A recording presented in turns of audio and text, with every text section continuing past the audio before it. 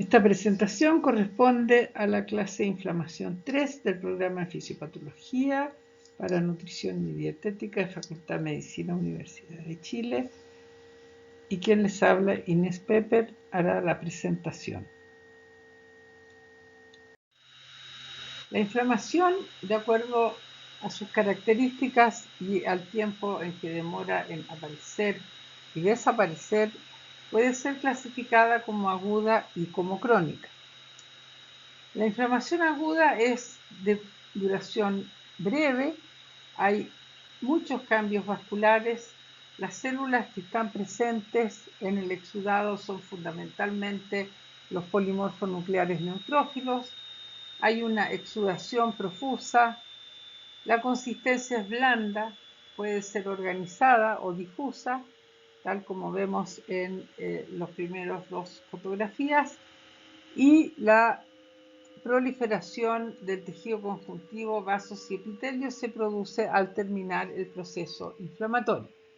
Por otra parte, las inflamaciones crónicas pueden ser de larga duración, semanas o meses, presentan pocos cambios vasculares y las células presentes en el exudado son fundamentalmente los macrófagos y células plasmáticas. La exudación es escasa, la consistencia firme y la proliferación de tejido conjuntivo y epitelio también ocurre durante la fase de término de este proceso inflamatorio. Los llamo a mirar atentamente las figuras. En la primera se observa una inflamación aguda difusa, en la segunda está organizada, se trata de una inflamación purulenta que forma un pequeño absceso en el párpado de esta persona, y en el tercer caso tenemos una inflamación productiva, probablemente de larga duración y seguramente corresponde a un proceso de hipersensibilidad mediada por un mecanismo de daño tipo 4. Entonces, las inflamaciones, de acuerdo a lo que duran y a lo que demoran en aparecer, son de estos dos tipos. También existe una categoría subaguda que está entre ambos tipos que hemos nombrado previamente.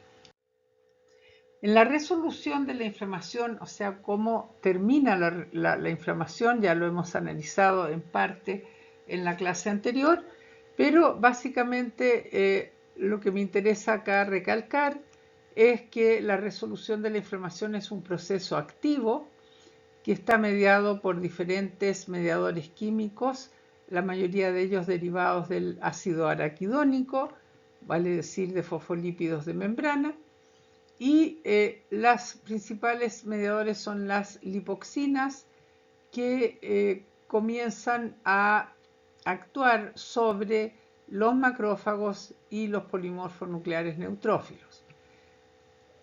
Las lipoxinas producen un término del reclutamiento de polimorfos nucleares y comienza un programa de apoptosis de estas células para que no estén ya presentes en el lugar.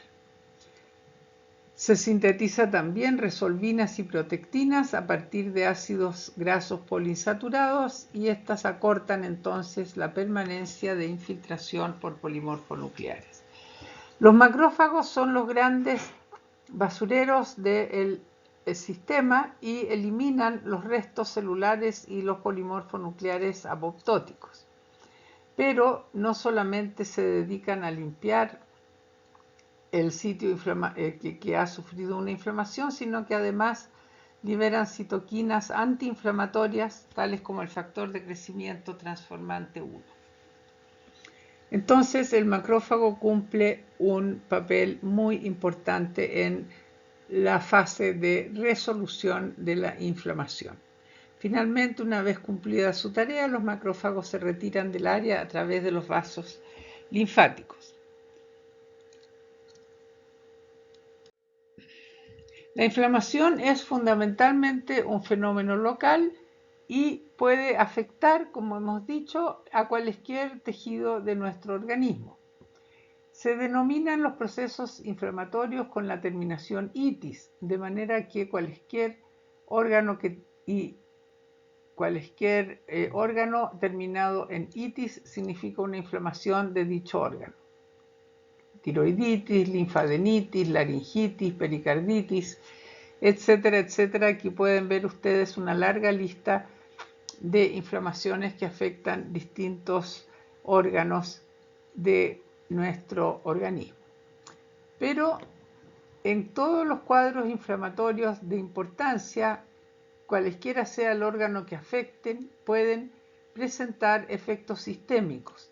Estos efectos sistémicos comprometen el estado general de las personas que padecen este proceso inflamatorio. Entre ellos está la fiebre, la anorexia o pérdida del apetito, la somnolencia, cefalea y malestar general. También hay cambios en el hemograma y hay proteínas que normalmente no están circulando en la sangre, y estas proteínas tienen su origen en el hígado. Ahora, estos efectos sistémicos entonces se van a presentar acompañando al proceso inflamatorio que hemos descrito en las dos clases anteriores.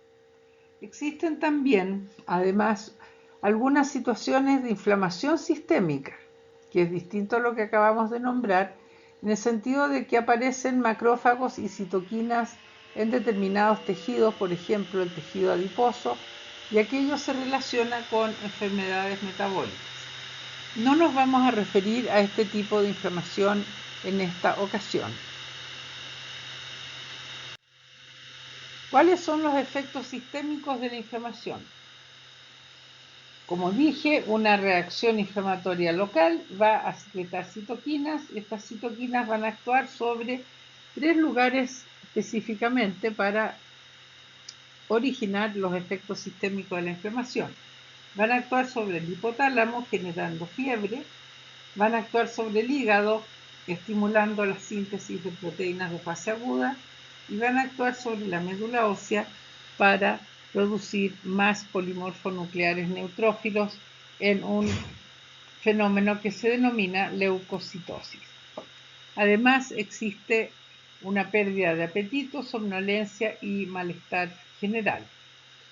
Vamos a incursionar con un poco más de detalle sobre estos efectos sistémicos que hemos nombrado. ¿Cuáles son las proteínas de fase aguda? Como ya dije, se sintetizan en el hígado a raíz de la interacción de los hepatocitos con algunas citoquinas. Las proteínas de fase aguda se liberan hacia la sangre y por lo tanto van a estar presentes en el plasma del individuo que está siendo afectado por un proceso inflamatorio. Son sintetizadas en el hígado y la más importante es la proteína C reactiva y el fibrinógeno, que aumentan por acción de la interleuquina 6. Además existe la proteína plasmática amiloide A, que aumenta por acción de la interleuquina 1 o el factor de necrosis tumoral. Y estas proteínas se unen a las paredes de los microorganismos y pueden actuar como opsoninas, así como activando el complemento. Y como vimos, el complemento es crucial en la eliminación de bacterias y otros microorganismos. La leucocitosis es otra manifestación sistémica de la inflamación y es especialmente típica en las inflamaciones bacterianas. El número de leucocitos sube desde 6.000 a 8.000 hasta 15.000 o 20.000 e incluso en algunos casos hasta 40.000. ¿A qué se debe esta leucocitosis? Fundamentalmente a la acción de la interleuquina 1 y el factor de necrosis tumoral, que hacen dos cosas. Uno, libera leucocitos del pool de reserva de la médula ósea, o bien estimulan la acción de factores estimuladores de colonias, los cuales a su vez actúan sobre las células precursoras de los polimorfonucleares, estimulándolas a proliferar y generar más de estas células. ¿Cómo surge en general la respuesta de fase aguda? Los responsables de la secreción de las citoquinas que dan cuenta de estos cambios que hemos descrito son los macrófagos activados. Una vez que fagocitan los macrófagos, como se observa en este dibujo, el macrófago va a sintetizar y secretar citoquinas, de las cuales 3 son muy importantes en la respuesta de fase aguda. Estas citoquinas son la interleuquina 1, la interleuquina 6 y el factor de necrosis tumoral. Estas 3 citoquinas actúan sobre el sistema nervioso central, sobre el hígado, sobre la médula ósea y sobre glándulas endocrinas. Como hemos dicho anteriormente, el factor estimulador de colonias GCSF es responsable de que las células precursoras de leucocitos se activen y comiencen a proliferar y generen un gran pool de leucocitos que salen hacia la periferia, ya sea maduros o bien inmaduros. Las citoquinas son pequeños péptidos que van a interactuar con receptores para ellos que están ubicados en la membrana celular. Esta interacción es altamente específica y hay receptores compartidos para algunas interleuquinas y otros que son únicos para una de ellas. Una vez entonces que se activan estos receptores, las células producen cambios. Por ejemplo, cuando actúa la interleuquina 1, se produce vasodilatación y quimiotaxis, que son 2 fenómenos que ya hemos descrito. Se produce fiebre, se estimula la secreción de más proteínas hepáticas de fase aguda, se produce sueño y anorexia, estimula la liberación de hormonas por la hipófisis. También se incrementa el número de células precursoras de la médula ósea. Y finalmente promueve la síntesis de prostaglandinas, leucotrienos e interleuquina 8. La interleuquina 6 es la más importante en su papel de pirógeno endógeno, vale decir, productora de fiebre, y vamos a ver más adelante cómo ocurre aquello. Estimula la producción de ACTH en la hipófisis y estimula la síntesis de proteínas hepáticas de fase aguda. También la interleuquina 6 es una citoquina que puede modular la hematopoiesis en general. El factor de necrosis tumoral alfa es sumamente importante como una citoquina proinflamatoria y tiene acciones en cuanto a efectos sistémicos de la inflamación que vamos a detallar. En el hipotálamo actúa sobre el eje hipotálamo-hipófisis glándula suprarrenal, estimulando la liberación de hormona liberadora de corticotropina. Esto tiene que ver con la disminución o la supresión del apetito, lo cual hace que también se la denomine como caquexina. Es un pirógeno endógeno, como dijimos, produciendo fiebre, y en el hígado, esta citoquina estimula la respuesta de fase aguda, activando la síntesis de proteína C, que tiene, como dijimos, un gran valor diagnóstico. También estimula la resistencia a la insulina y activa vías de coagulación y del sistema del complemento, por lo tanto, juega un importante rol en la regulación de la respuesta inflamatoria. En infecciones severas, el factor de necrosis tumoral alfa se produce en grandes concentraciones y se le involucra en anomalías clínicas sistémicas y patológicas como el descenso de la presión sanguínea y el shock. Vale decir, es una citoquina con una gran variedad de efectos diferentes entre sí.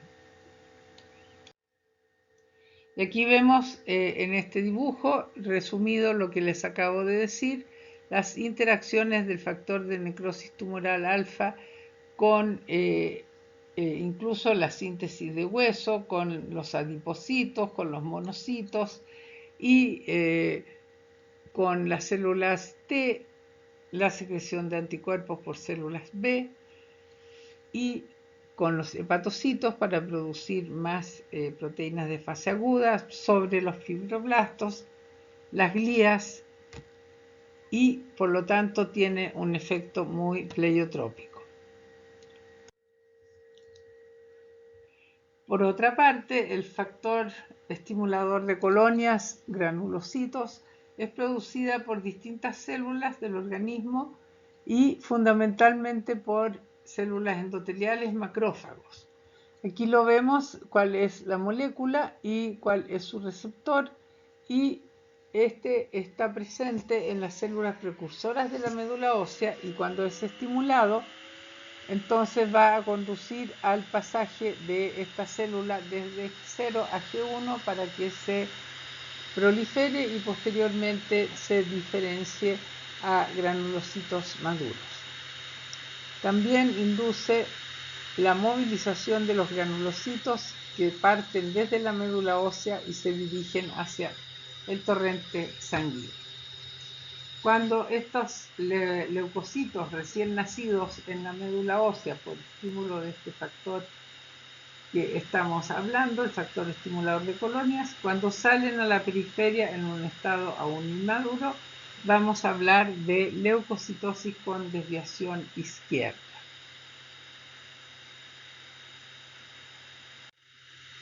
Entonces, mirando este dibujo, podemos decir que el factor estimulador de colonias referida a granulocitos está actuando sobre la médula ósea, produciendo un aumento en los precursores de los neutrófilos, un aumento en la sobrevida, en la adhesión y en la fagocitosis, en la capacidad fagocítica de los neutrófilos, y además está movilizando estos neutrófilos desde la médula ósea hasta la sangre. Tiene que ver también con la movilización de células dendríticas, de linfocitos T y de monocitos.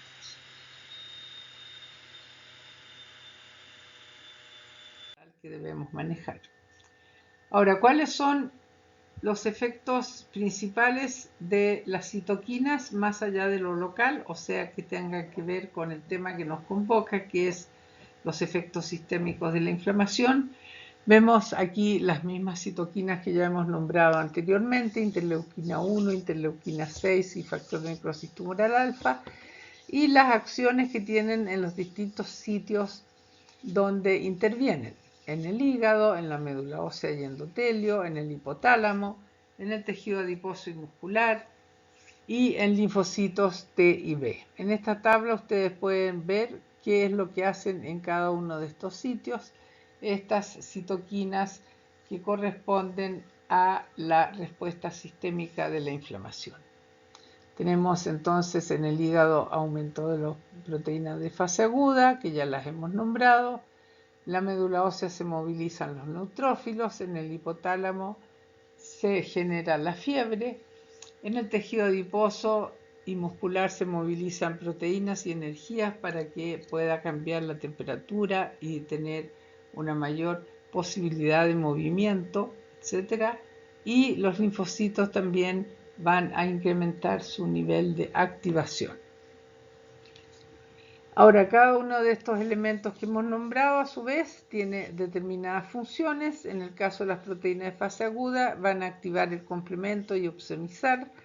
En el caso de los neutrófilos, van a ejercer una labor muy importante, que es eliminar al agente injuriante mediante la fagocitosis.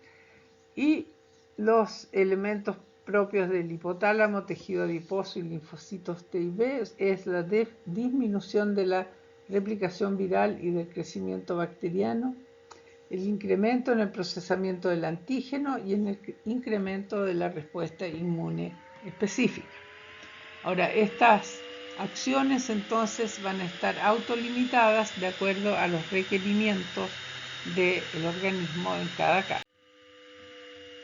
Según la función biológica que ejercen las proteínas de fase aguda, podemos hablar de proteínas que intervienen en la defensa del hospedador propiamente dicha, vale decir que actúan directamente en los procesos inflamatorios, como la proteína C reactiva, que es una opsonina, el amiloide sérico, los componentes del complemento y el fibrinógeno. Por otro lado, hay proteínas que inhiben a las serinproteasas. Estas proteínas tienen importancia porque van a interactuar con las enzimas que son liberadas por las células fagocíticas, especialmente polimorfonucleares neutrófilos, que son enzimas proteasas que van a digerir a la matriz extracelular y que por lo tanto hay que mantener digamos, en un equilibrio para que no produzcan más daño que el necesario. Y en tercer lugar tenemos proteínas transportadoras con actividad antioxidante, y este tiene una importante función de proteger los tejidos del hospedador de los metabolitos del oxígeno que son liberados durante el proceso inflamatorio en la labor bactericida que presentan las células fagocíticas. Nosotros solamente vamos a dar los datos más importantes, pero seguramente ustedes lo van a ver con más detalle en algún otro momento de su estudio de fisiopatología. ¿Cómo se mantiene normalmente la temperatura corporal? A raíz de variaciones en la temperatura externa que son recepcionadas por la piel, por vía neural se va al centro termorregulador que está presente en el hipotálamo. A raíz de variaciones en las temperaturas internas, también por vía hematógena se llega a este mismo centro termorregulador. De este centro surgen entonces una serie de señales para que se modifique la conducta en los centros superiores y, por ejemplo, la necesidad de abrigarse o de desabrigarse, la necesidad de tomar agua o no tomar agua, etc. Y también va a actuar el sistema nervioso autónomo con la estimulación, según sea el caso, de los sistemas de pérdida de calor o de ahorro de calor. Los sistemas de pérdida de calor son las vías respiratorias, la vasodilatación cutánea y la sudoración. En cambio, para ahorrar calor vamos a tener vasoconstricción en el organismo. La fiebre entonces parte de la acción de agentes infecciosos, toxinas, mediadores químicos de la inflamación que van a actuar sobre las células endoteliales, monocitos y macrófagos. Estas células van a producir pirógenos endógenos como la interleuquina 1, la interleuquina 6 y el factor de necrosis tumoral, los cuales van a actuar sobre el hipotálamo.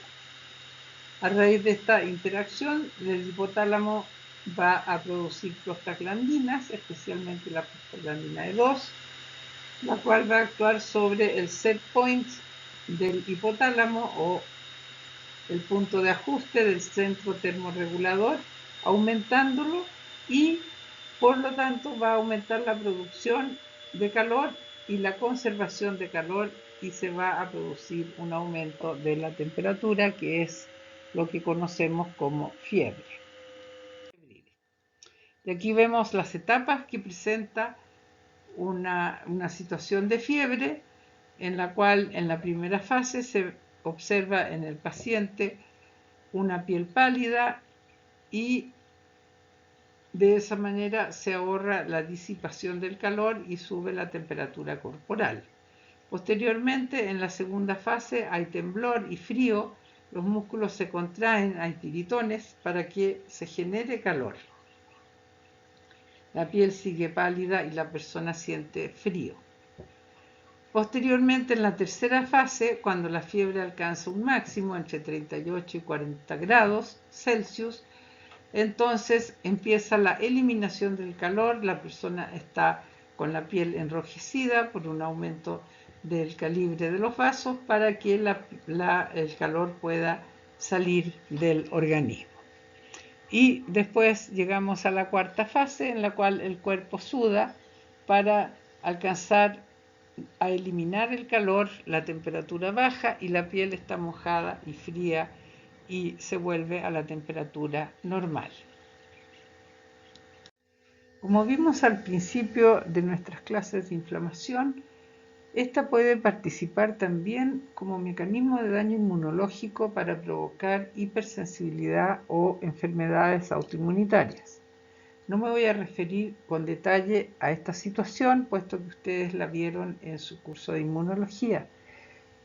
Sin embargo, recordar que hay antígenos provenientes del medio ambiente o antígenos propios. Los primeros resultan en hipersensibilidad, los segundos en autoinmunidad, los que a través de una respuesta inmune humoral mediada por anticuerpos y complementos, o bien a través de una respuesta inmune celular de TH mediada por macrófagos, van a originar mecanismos de daño inmunológico tipo 1, 2, 3 o 4, los cuales van a traducirse en una inflamación que va a provocar daño tisular en distintos órganos y sistemas según sea cada caso en particular.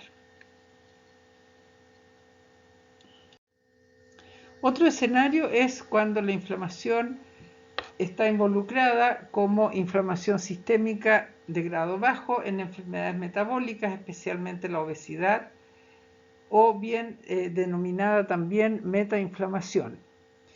Ustedes conocen mejor que yo el problema de la obesidad en nuestro país. 3 de cada 4 chilenos están excedidos de peso y el 87% tiene hábitos sedentarios. Y esto significa que va a haber una alza o está existiendo ya una alza en los enfermos de diabéticos y de hipertensión. Entonces es muy importante entender cómo funciona esta inflamación en el contexto de las enfermedades metabólicas, especialmente de la obesidad. Entonces, en la inflamación sistémica de grado bajo, lo que ocurre es que aumentan los niveles circulantes de citoquinas inflamatorias, hay un aumento en la infiltración de macrófagos en los tejidos periféricos y esta infiltración de células inflamatorias, especialmente en el tejido adiposo, no se traduce en una lesión o pérdida de la funcionalidad del tejido infiltrado.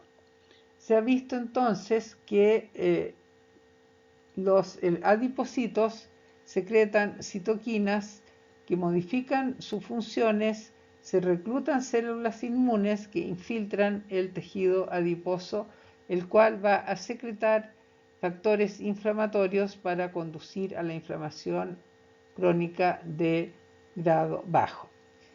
Hay entonces una estrecha relación con el desarrollo de enfermedades cardiometabólicas en el paciente con obesidad, por lo que este estado de alteración inmune también, como dije recién, ha recibido el nombre de metainflamación.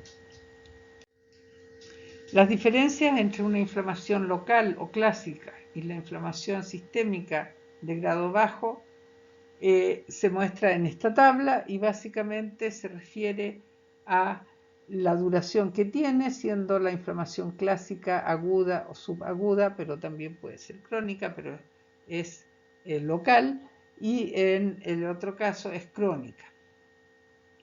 La ubicación puede ser local en la inflamación clásica y sistémica o en los tejidos dependientes de la insulina en el caso de la inflamación sistémica de bajo grado.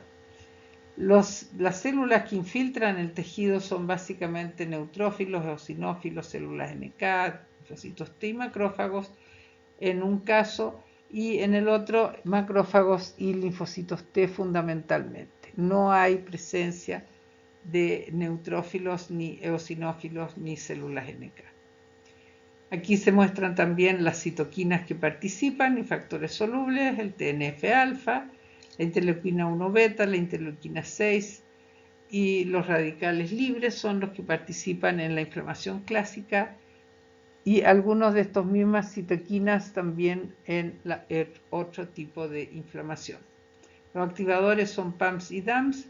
En el caso de la inflamación sistémica de bajo grado está fundamentalmente los DAMPs de origen metabólico, vale decir ácidos grasos y otros elementos. La injuria tisular está presente en un caso y no está presente en el otro, y las patologías asociadas en la inflamación crónica son muchísimas. Acá se nombran algunas: colitis, peritonitis, CIRS, etc.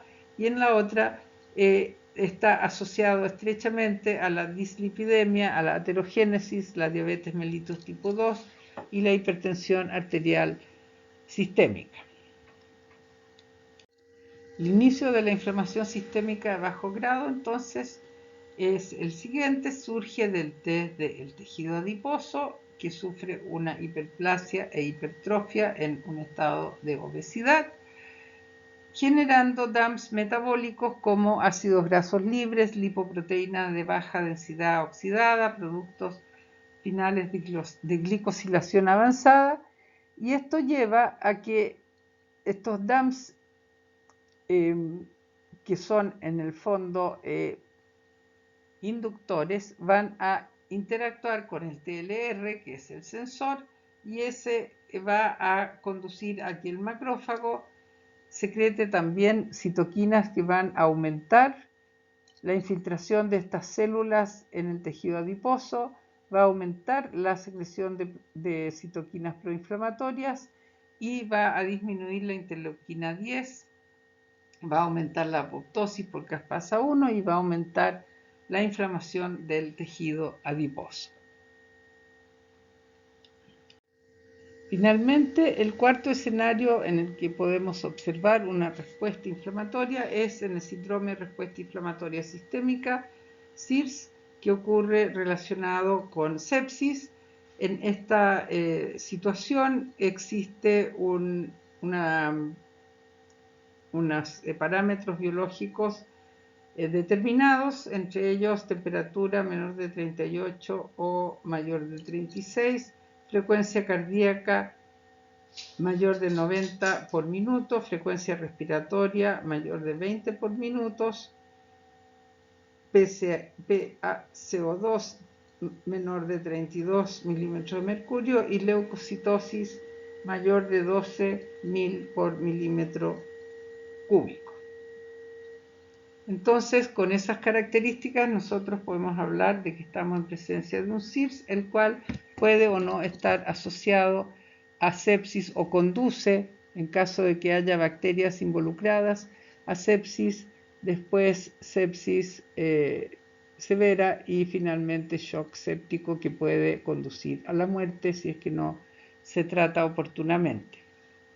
Entonces, en este caso se desencadena una reacción inflamatoria masiva y hay un daño endotelial generalizado que es mediado por una cantidad enorme de moléculas proinflamatorias como el factor de necrosis tumoral, que ya hemos conocido, las interleuquinas, el interferón gamma, proteínas quimiotácticas, enzimas neutrofílicas, tromboxano, factor activador de plaquetas, moléculas de adhesión, fosfolipasa 2, en fin, todas estas moléculas que hemos conocido en la inflamación local que hemos analizado.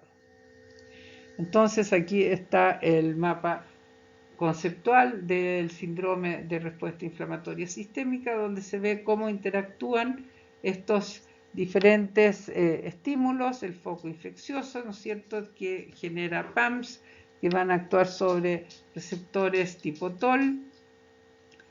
Puede también ocurrir debido a una agresión traumática, a quemaduras, a isquemia, etc., lo que nos lleva a un estímulo inflamatorio sistémico con liberación de distintas hormonas, activación de mediadores químicos de la inflamación de origen plasmático, mediadores citoquínicos y activación del complemento, lo cual lleva a un shock, a insuficiencia orgánica múltiple y finalmente a la muerte si es que no es tratado en una UTI hospitalaria.